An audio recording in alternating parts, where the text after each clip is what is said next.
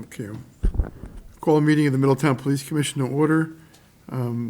Commissioner Sullivan, Cantoli, and myself, DiStefano, present, along with the police chief.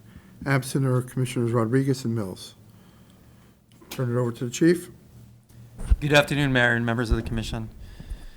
This evening, in addition to our normal course of business for our meetings, I would request that we go into executive session at the end to discuss personnel matters, conduct probationary interview of one of our members, and conduct 4 police officer candidate interviews. Since our last meeting, a couple of press releases did come out to the commission. One from March 4th pertaining to the robbery at 130 Wickham Avenue, and one from March 12th pertaining to a stabbing that occurred 71-73 Academy Avenue. Would the commission like to discuss either? Any information, questions? Okay. No, I'm pretty well up on it. I did forward the minutes from the February Police Commission to the commission meeting to the commission for review. Would the commission like to discuss them at all? Seem accurate. Being no discussion, could I have a motion to accept the minutes from the February meeting as written? Motion to accept? I have a motion by Commissioner Cantoli, seconded by Commissioner Sullivan. All in favor? Yes. Yes. Thank you much. Statistics for the month of February 2026, the department handled 2,128 calls for service, an 8% decrease over the previous month of 2,305 calls.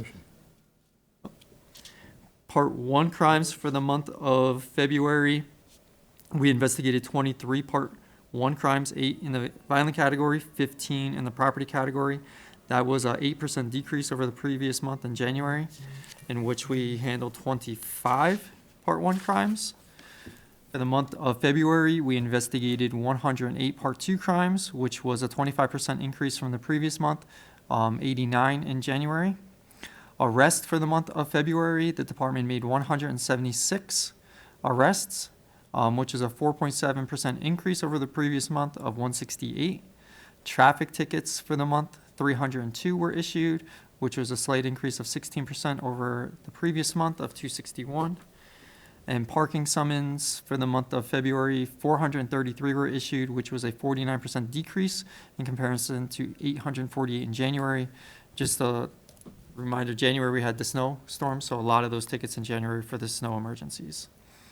With the 176 arrests, 3 of those incidents had some type of use of force pertaining to them, which equates to 1.7% of total arrests for the month had some type of use of force. For February, there was 1 incident reported shots fired, which was February 26th, 11:59 a.m., area of 116 Genung Street.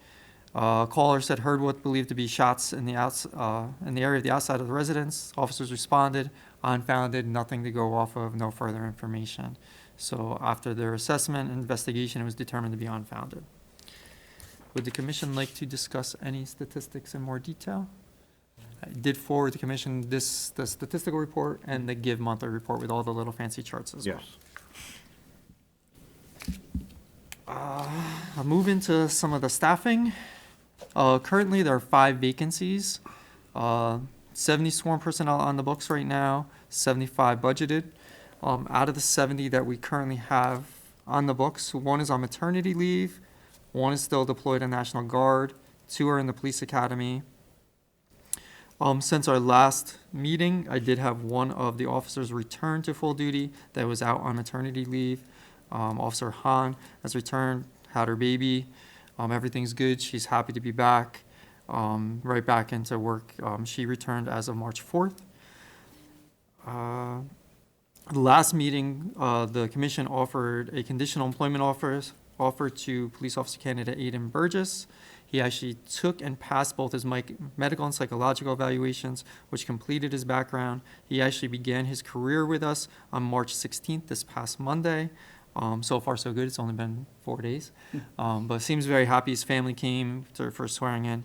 Seemed very happy and proud that he was here. Speaking about the interviews tonight for the 4 police officer candidates, all 4 of them would have to go to the police academy. which the next session is scheduled to start on April 13th. So anybody that may be offered a conditional employment offer tonight would still have to go to the medical and psychological parts before they could be onboarded and start the process of their career with MPD. Just as a reminder, Detective Artola is still scheduled to retire as of May 29th of this year, after 20-plus years. And as I've mentioned before, he would like to stay with us as a part-time officer and do some of our downtown patrolling. Any discussion with staffing? Training, since our last meeting, so for the month of February, our training that the department participated in, Policing the Teenage Brain, which was put on through Strategies for Youth. It was a 2-day training program. We used our anti-violence SNUG programming funding to pay for that. I sat in portions of it. It was a really interesting training, a lot of positive feedback, and the instructors actually gave me a lot of feedback from the group, which was very, very good. A lot of interaction, good conversation. Property and evidence room management course, appearance tickets and eyewitness testimony course, niche instructor, which is our records management system, defensive tactics instructor, and matron, both training and instructor course. Some of the community events that we've been participating in or are forthcoming, our spring leadership, youth leadership program is still going. That started back on February 24th. Tuesday nights, if anybody would like to attend, just let me know. We'll make arrangements to go over and visit the kids. Started with 32. We did have a couple drop out. We're right about 28 right now, which is traditional for us. We normally lose a few after the first couple weeks. And then some people come and go depending on what else is going on in their life. But for the core group of 28-ish, very good kids from what I'm told, progressing very good. This past Monday, under the supervision and idea of Sergeant Gallagher, Sergeant McInerney, they put together a luncheon program for the seniors at the senior center, where they cooked corned beef and the traditional Irish meal of cabbage, potatoes, and whatnot. And what they did is they turned it into an informational session as well, where they provided information on senior fraud to the seniors. Very well received. I went over. Very, very excited and happy seniors. A great program.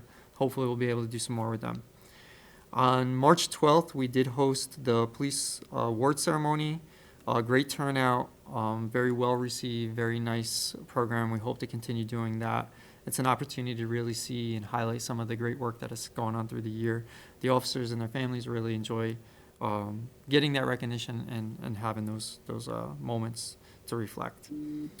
On Saturday, March 7th, we participated in a basketball tournament with the high school students. So some of the cops played some of the high school students. This is like the 3rd or 4th, 5th year that we've done it. This is the first time we actually won, though. Normally they beat our butts pretty good. So they did win this year, the officers did. And then on Friday, March 27th, this is an interesting one. We've never done this before, but a request came through Northern Academy, and they're doing a charity event to raise up some money. It's a badminton event, like a tournament, but you have to wear a sumo suit to play badminton. So we have 6 officers that are going to participate in that, teams of 2. So that'll be next Friday, the 27th. Sergeant Beebe collaborated on this program and got everything going. So it sounds like it's going to be a fun event and be pretty interesting. And we'll find out what the results Is are. at the rec center? That's going to be at the FATN facility, Northern Academy on the Psych Center. Oh, psych center, okay. So that'll be one of, other than like informational sessions, that'll be the first interactive event we've done with them, which will be pretty exciting. I did send 3 internal investigations to the commission for review. I don't know if the commission had an opportunity to read them at all. If you want more time, if you want to talk about them, if you want to move forward with them, your choice. Good. I'm good. I read them. So unless you want to discuss any of them particularly, there's 3 of them. Just for records purposes, I'll read them into the minutes. Mm-hmm. So the 3 internal investigations that were forwarded to the commission. First one dated, the incident occurred July 13, 2025, incident number 25-13469. This is a personnel complaint alleging unprofessional behavior. Investigation determined the involved officers were exonerated given the circumstances from both sides. The second one is dated, the incident occurred on April 5th, 2025, incident number 25-3978. This is a use of force injury to a defendant. The investigation determined this was a justified use of force, no violations of policy. The third and last one was an incident that occurred on January 23rd, 2026, incident 26-1661. And this was we actually detained the wrong person. This investigation led to a verbal counseling of the involved officer. I was here during this incident. I saw the pictures of the both people. It was very, very difficult to tell the difference in the individuals, both the same age, both going to the same place. In fact, when they sat with the mother of the person we had in custody, she even in her conversation referenced the other kid and said, I wonder if it is such and such that they had. And it was that other person. Yeah, because they're friends, right? And they know each other, and mom knew that they looked alike, so I don't think the officers did anything intentionally wrong. It was just unfortunate luck. Wrong place, wrong time, same group of friends, and that whole situation was the investigation into a robbery that had occurred earlier that day that the officers were investigating. This young man ended up walking down the street, going to the house that we had in our investigation, and ends up that he wasn't involved. So unless the commission would like to discuss any of them in more detail or questions or anything, None for me. if I could have a motion to accept them as written. So moved. I have a motion by the mayor, second by Commissioner Sullivan. All in favor? Aye. Aye. That's all I have on my public agenda this evening. I do have some items to discuss in executive session in regards to personnel matters and interviews such as I said. So if I could have a motion to move into executive session. So move. Second. We have a motion by Commissioner Cantoli, second by Commissioner Sullivan, to move into executive session to discuss personnel matters and conduct interviews at 4:44 PM. Please be advised this ends the public portion of today's meeting. Thank you.